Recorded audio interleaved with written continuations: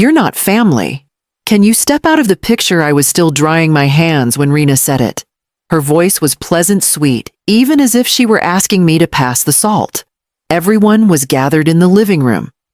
Carter's side of the family, her side, all smiling in front of the mantel I'd just finished dusting. The kids squirmed in their dress shirts. The ham was resting on the counter glaze, still warm. And I stood there, apron damp, not quite sure what I was hearing. I looked at Carter. He didn't look back, just scrolled his phone, then put it in his pocket and moved closer to Rena for the picture. Not a word, not even a shrug. I didn't say anything either. What was there to say? I took a step back, then another, until the rug ended and I was standing in the hallway. The camera clicked. The photo they took probably looked just fine. I went back to the kitchen, finished the salad, wiped the counters. I set the food out like always. They ate like always. Everyone said thank you, but no one met my eyes. After dinner, I loaded the dishwasher while Carter laughed at something on the TV. Rena scrolled through photos, smiling at her phone. I went upstairs, folded the throw at the end of the guest bed, pulled the suitcase from under it. It still had the airline tag from when I flew back after Carter's wedding. I left that on. I booked the train to Missouri just after 10, one way, early morning departure. No one came up to check on me. No one asked why I left my dinner untouched. I sat on the edge of the bed looking at the little room they'd said I could use as long as you need, and I realized I'd always acted like a guest, even when I was paying the gas bill. I set the suitcase by the door and laid out a clean blouse for morning. Then I turned off the light and let the silence settle over me.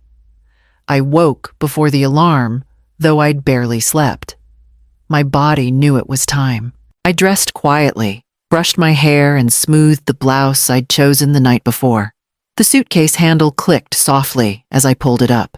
Downstairs, the house was already stirring. I heard cereal bowls clinking and the faint sounds of a cartoon from the living room. Rena's voice called out something about lunches. Carter's footsteps thudded past the stairwell, then faded toward the garage. No one noticed me standing at the edge of the kitchen. I watched for a moment.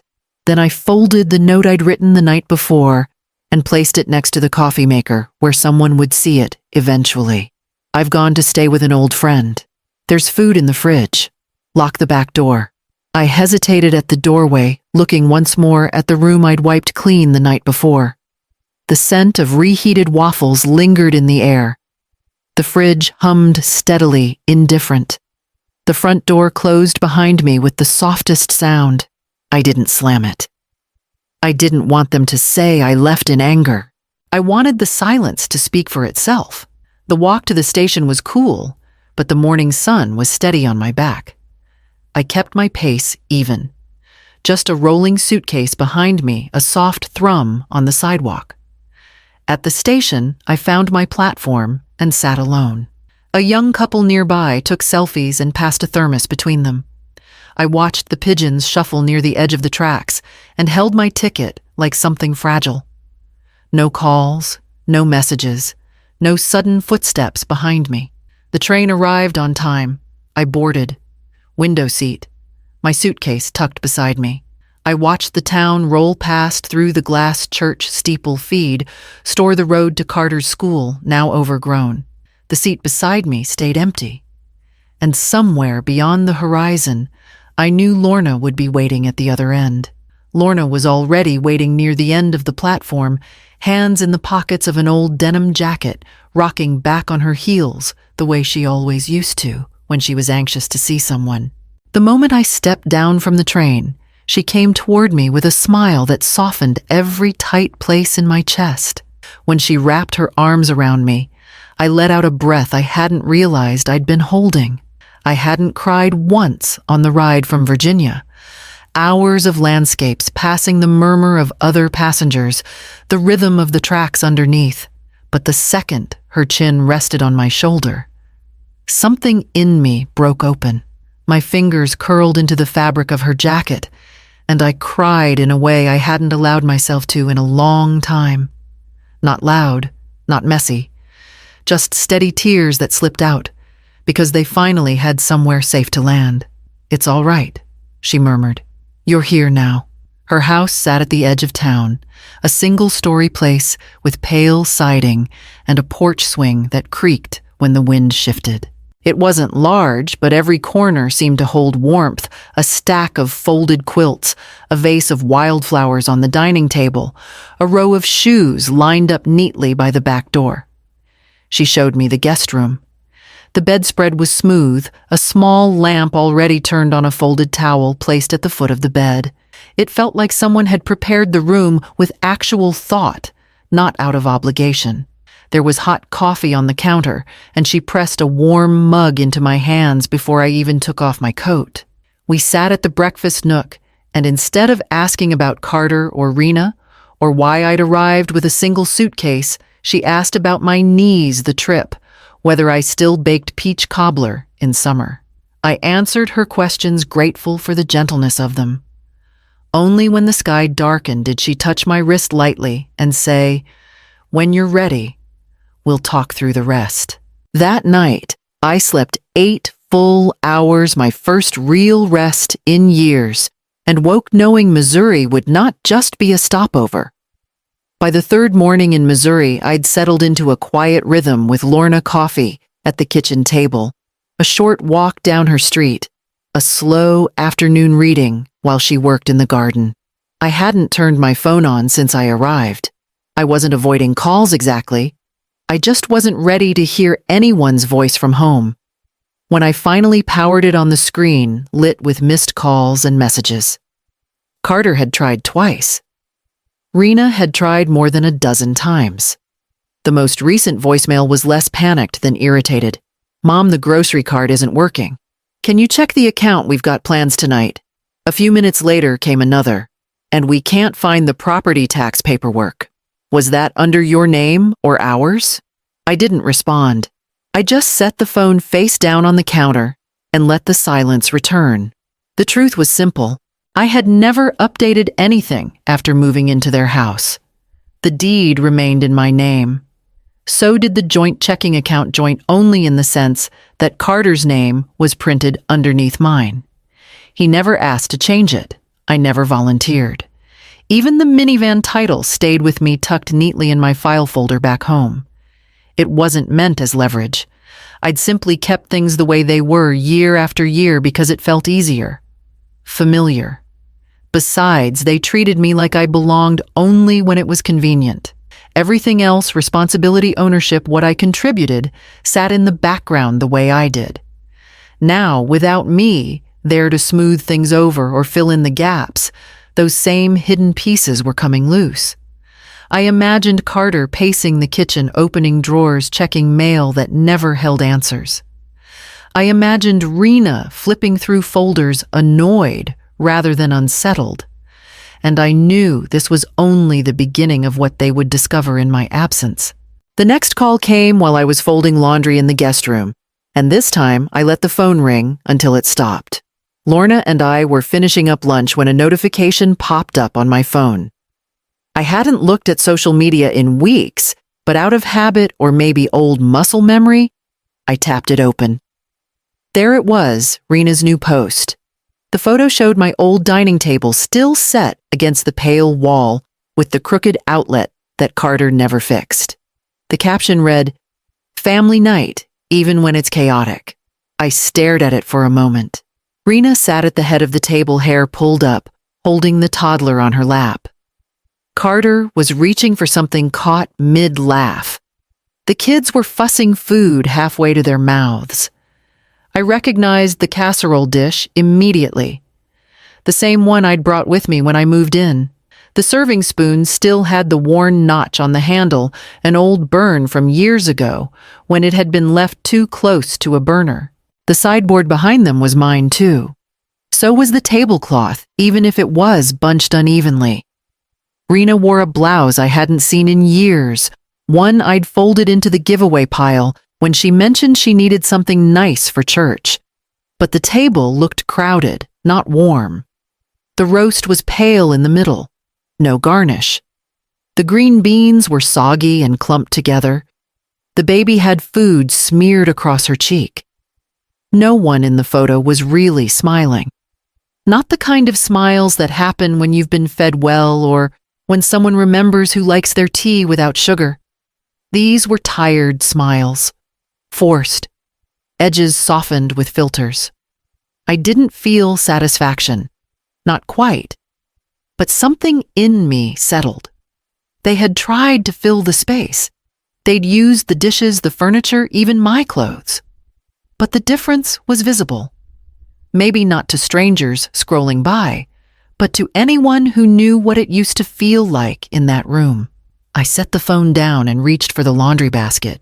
The towels were warm from the dryer, soft in my hands. The next day, I went with Lorna to see a lawyer.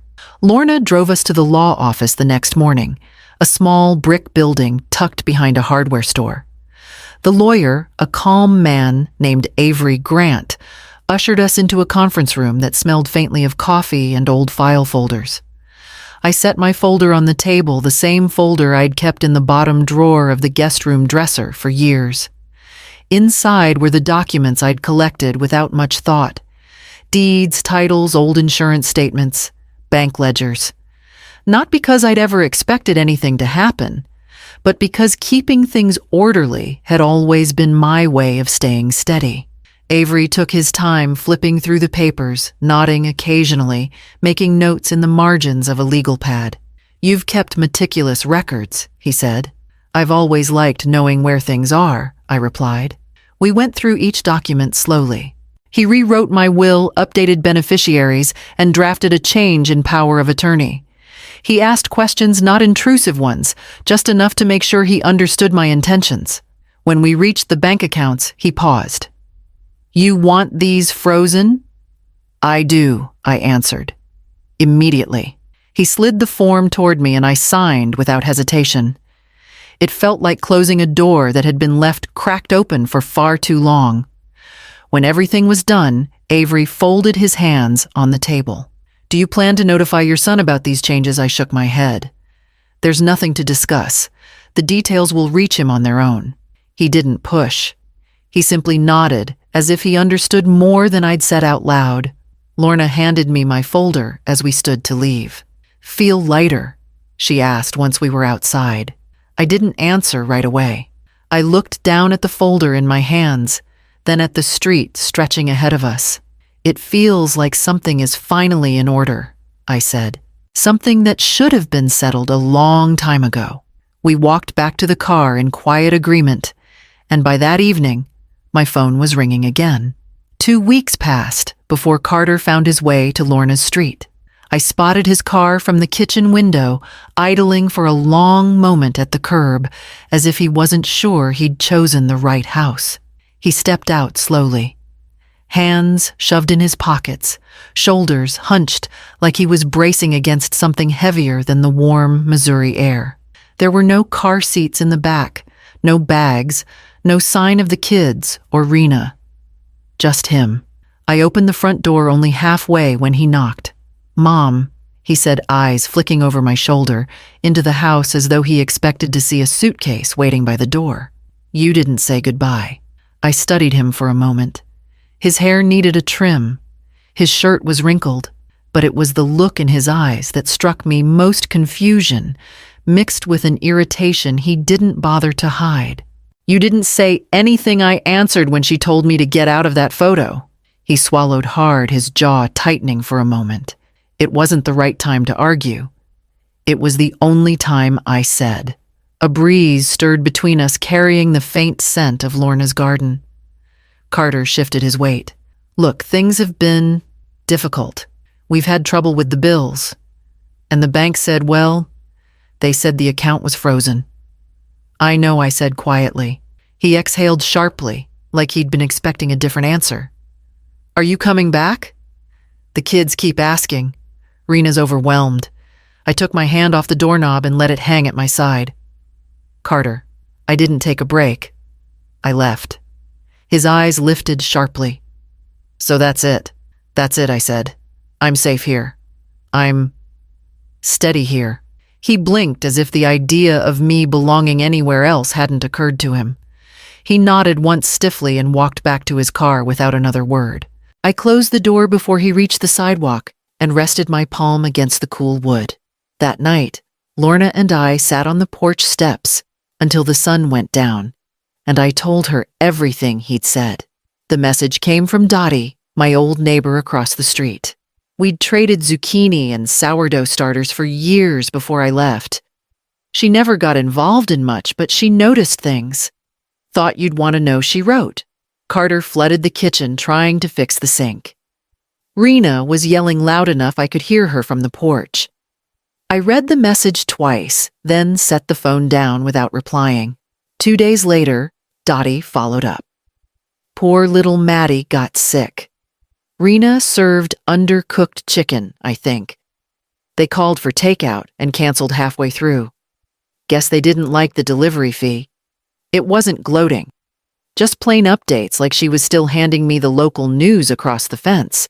I imagined the house, my old kitchen, the one I'd organized by aisle and expiration date, now with towels on the floor, soaking up water. I could picture Carter crouched under the sink, grumbling, and Rena hovering over her phone, trying to make the numbers work. But the image that stayed with me was the fridge, empty shelves, a forgotten bag of carrots softening in the drawer. It wasn't the food they were missing. Not really.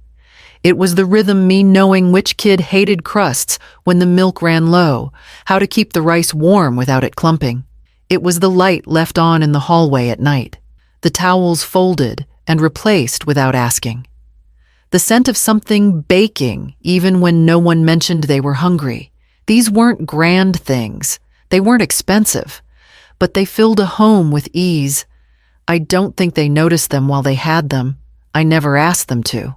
I just did them.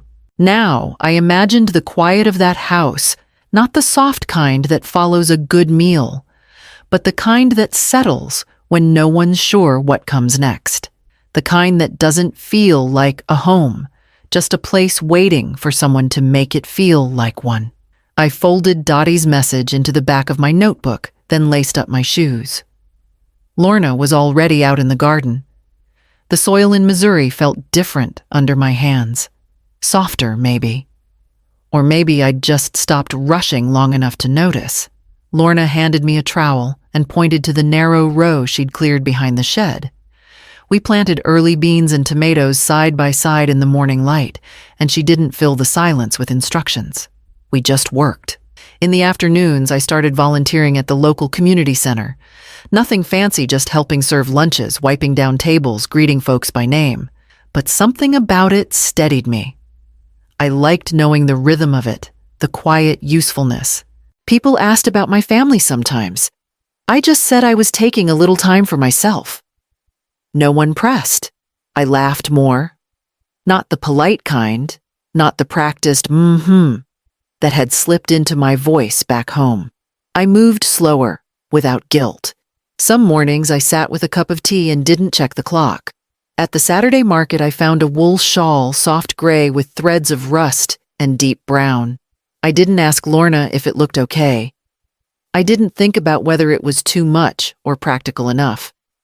I just liked how it felt draped over my shoulders. So I bought it. It struck me later that I hadn't made a decision like that, quiet, personal, unapproved in years. For so long, I'd been wrapped up in other people's comfort, their preferences, their expectations. Every meal tailored, every room adjusted, every mood anticipated before it even formed. But here I was, learning myself in small, steady pieces. Not dramatic, not loud. Just enough to feel like I was coming back to someone I hadn't seen in a while. Lorna noticed.